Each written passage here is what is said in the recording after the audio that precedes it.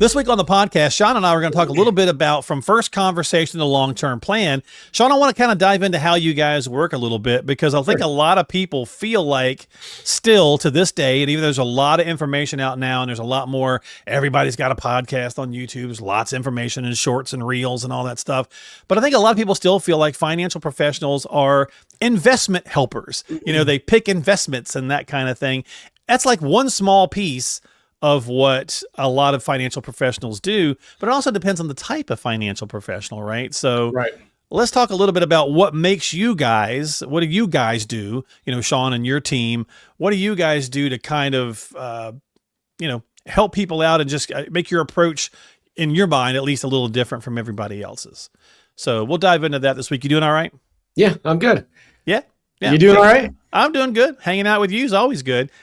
We've been doing this for years. You've been doing this for a long time. You know, it's your firm there. Do you still kind of hear that stuff sometimes, like where people are like, "Well, I need you to help me pick investments"? And it's like, I don't do that. Yeah, I mean, we get all sorts of questions, you know, about, hey, what makes you different? You know, here's my investments. Can you do better? And you know, a lot of cases, when we get those questions, it's just because, well, how are you different? That's easy to answer. But the question is that we get, like, here's my investment pool. I just want you to outperform the returns. Right. And that's one, a lack of education, understanding of what planning really is. Sure. And two, it's a misunderstanding of what you're trying to accomplish. Okay. And if an advisor's like, yeah, I could do better, they don't really know if they can or not. Is that the difference between a planning first firm and an investment first firm? Would that be fair? An investment first firm, there's a lot of the big box wirehouses, and, you know, they all say, you know, I'm not going to name names because I don't want to get in trouble from compliance, but, you know, they lead investment management. Investment management, that's what we do. That's who we are. We manage money. And that's cool, but how they're managing money may not actually need to be how you need money managed. And without understanding what makes you tick, what your core goals, beliefs, values, desires are when it comes to the assets that you have, how do you know if your investment strategy is right for you? Exactly. So think about that, right? So that's one difference right there. And again, I think in general, we've talked a lot about the fact that retirement planning or retirement strategizing or whatever, it's really is relationship building, because you're talking about longer term stuff, right? If you're just going in and saying, hey, I need some help picking some stocks from somebody, you know, that's not a long-term relationship. You're talking about building a legacy and building a long-term relationship because, you know, 50 to 55, 60, 65, so on and so forth. So that's really more relationship building. Yeah, because I mean, we need to, and this is a term that we use a lot, and it's really hard to come down and meet with us for some people, because we're going to ask for a lot of information up front for people to bring. We're going to ask, in essence, for people to get financially naked, which is uncomfortable. Right. But we do it in a way that when we meet with people, it's very non-confrontational. We ask people to bring a lot of stuff, but I don't spend my time going through every statement, pay stub, all the stuff that we ask to bring, because quite honestly, it's not that important at that point in time. We're trying to get a kind of financial overview, but also understand, like, who are they, right? Yeah. What makes you tick? What are your core goals, beliefs, values, desires, philosophies when it comes to money? What do you want your money to actually do for you? What sort of experiences do you want to have with the assets that you've accumulated? Okay. All of those things for us are more important, because the math problem is pretty easy. You give me all of your expenses and all of your data and all of your information, and we can just put the math problem in. But as we go through that, the way that our firm works is, you know, understanding how your brain works, and then linearly having a process to get you through your decision making. And it's, you know, if we know what the problems are, the math problems or the investment problems or healthcare or taxes or whatever it may be, if we know what the problems are, we can logically determine how we want to solve those problems, rather than being like, here's your investments, here's my investments, they're your investments are worse than mine, so here's how we're going to do it. And now you're doing better. Yeah. Yeah. No, that makes sense, right? And a lot of times when you think about like getting to know somebody and diving into it, understanding risk tolerance, for example, right? It's more than just a questionnaire, right? Because somebody can easily say, well, I'm conservative. All right. Well, what does that mean? Right. So, right. What does conservative mean to you? Is it losing 20%? I love the risk tolerance discussion because it's less than like, oh, here's the bell curve that you're on. You're willing to lose this much money. But if you think about it, if somebody has $1 million portfolio, and let's say, for example, they need $40,000 a year from their portfolio. Sure. Yeah. If and you ask the question, are you willing to lose 20%? Oh, sure. Okay. Well, 20% is $200,000. Yeah, you're talking $1 million account, 4% rule, 40,000 a year, just quick, kind of easy back of the napkin math.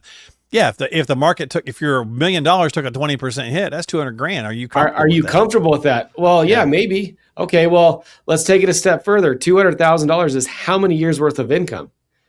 Well, it's 5 years. Right. Let's take it a step further than that. How many years did it take for you to save $200,000? Right. So you start to get into that mindset.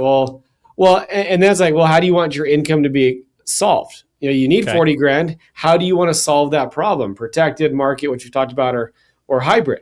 Yeah. Those are the only 3 ways that you can do that. And then you get to the investments. You say, well, I know who I am from income creation. Now that helps me determine how I want my investments allocated. You almost have to problem solve for the end, and then you do the beginning, which seems crazy, but kind of true, right? The investments versus the other way lead the discussion. They should. Right. And you feel like walking in, especially if someone who doesn't know, you're just, you've been working your whole life, you've just been saving, you're kind of thinking in your mind, we got to talk about the income, right? And the income is the engine that drives it, but in a way, it's kind of like a back end conversation a little bit. I guess that's where communication, I'll go there next. What kind of role does communication play? Obviously, it plays a huge one. Like even this podcast, Sean, is a way of communicating, right? It's like checking out some episodes or, sending this link. Hey, Mr. and Mrs. Smith, you guys were here. You were a little worried about Social Security. Here's a podcast we did on that. Here's some other data, things like that. That's one way. But I think you also got to set that expectation because people get really frustrated when they've hired a professional to handle something really important for them and they feel like they're not getting communicated with, right? So you got to set those expectations up. Sean, I haven't heard from my advisor in 3 years. Well, that's a problem, right? Right. Because life happens, life comes at you quick, life changes happen very quickly, and your plan has to be able to adjust with that. So usually communication happens in a lot of forms at our firm, whether it's podcasts, weekly emails, phone calls, reviews, all of those things matter as we have to be on top of any life-changing event that could occur.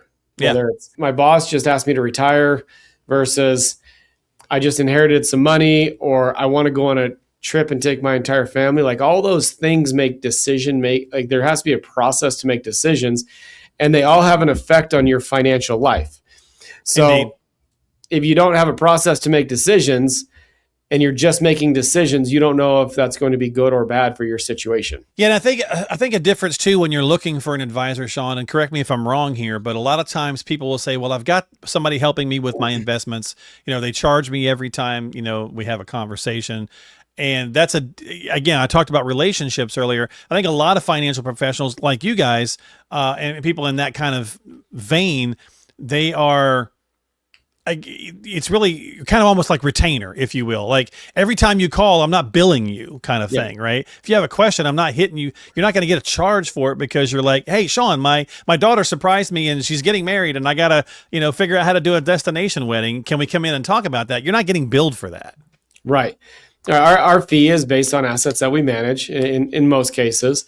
And with that is all encompassing. So it's hey, should we do a HELOC versus pull money out of our IRA to update our house or whatever it may be? How should we buy a car? Should we use our savings? Should we use our Roth? Should we use a combination? Like, should we have a payment? Should we not? Like all these questions, what's the best way to take our entire family on a trip? It's going to cost us $50,000 down to hey, we just paid off our mortgage. What should we do with the extra money? Right. There's all these decisions that should happen, but they shouldn't happen in a vacuum. Well, and you got to adapt. So, and I think that's the difference too, right? So you don't go in and pay a one-time fee for a plan. And now some firms do. You pay for a one-time fee for a plan. You walk out with the plan. Hopefully you implement it and you use it. But is that what you're looking for versus I'm going to be with you guys for years, and how you feel about things at 55 when we're still kind of adding money to the pile and setting things up is going to be different than how you feel about things at 65. Right. Right. Or what are your needs at 55 versus 65? Yeah. What are your goals? What are your beliefs? Because at 55, because you're going to evolve, Sean, right? I can't imagine that if somebody you started working with when they were 55 and they're now 65, they're the exact same person. They're going to change, right? So their plan has to change. Yeah. Health could be an issue. Travel could be a different desire. They want to move. Like we've had 3 families that we work with in the last 6 months decide they wanted to leave Salt Lake City or Park City, and they've moved for various reasons. 1, we want to go to where it's warmer. 2, we want to go where our new grandkids are.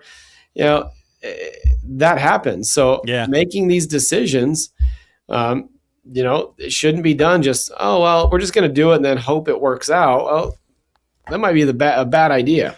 Have you seen that? I don't know who it is. I forget. Have you seen that new set of commercials that's out right now? It's like 2 guys sitting down to have lunch, and the one guy's like, man, my retirement portfolio is really doing well. Obviously, that's for the commercial, right? Blah, blah, blah, blah, blah. He's really excited. And he says to his buddies, like, how about you? And he goes, he's like, I got a good strategy. Come on, good retirement, right? Oh, yeah. I have seen that. Yeah. And all he's doing is just kind of, fingers crossed for a good retirement. So you don't want to do that, right? You want to have a strategy and a plan, but you also want to be working with somebody who's, again, helping you as things change and move. In an age, Sean, we've talked about this a bunch, in an age where the DIY thing has gotten bigger and bigger, there's so much tech, there's so much information and things out there you can go find and do yourself. That's fantastic. But it's the combination of how they all play together when you get to retirement that you just don't know because you've never done it before. And so you don't want to, and you don't have the time horizon to muck it up. So let's just do it right the first time. There's AI out there now. AI is great. We use it every day in our practice for a lot of different reasons. But dude, it still can't spell strawberry right until it figures out how to spell strawberry correctly. I don't know if you've seen that, but that's hilarious. You can ask it to spell strawberry and say how many R's are in it, and it'll say 2. And you're like, are you sure about that? And it'll be like, yeah, absolutely. And let me go double check. But yeah, no, there's 2. And it's like, no.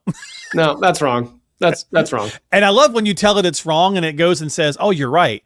Let me find a better way to do that. I saw a hilarious meme the other day, and it was basically like the dude was buried in his little flower and his little rest in peace sign. And it said, ChatGTP told me that it was okay if I did this. And then it said, oh, I'm so sorry. I was incorrect. Too late. I'm dead. Too late. I'm dead. Can't do anything about it. So yeah, it's a great tool, but we have to keep it in moderation too, right?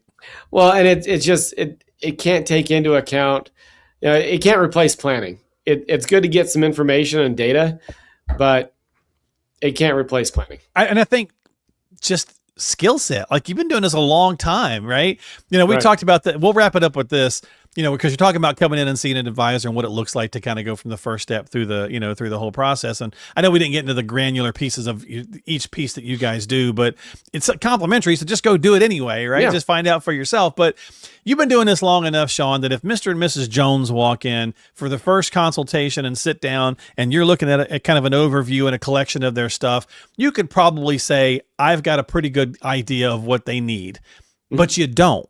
Right? You've got the experience to do it, but you don't because you haven't figured out who they are yet. Is that a good way of looking at that? Well, and what their feelings are. And that sounds like, oh, Sean, your feelings. Like, no, financially, people make decisions financially based off of emotion and their feelings. Oh, money? Yeah. I mean, absolutely. Yeah. And it's fine. Like I bought a Bronco in December. And I'd wanted it for a long time. I'd saved, we had planned for it. And my wife's like, you don't really need that. I said, no, I know I don't need it, but I want it. Guess who lost the Bronco this summer? Me. Guess who's driving the Bronco this summer?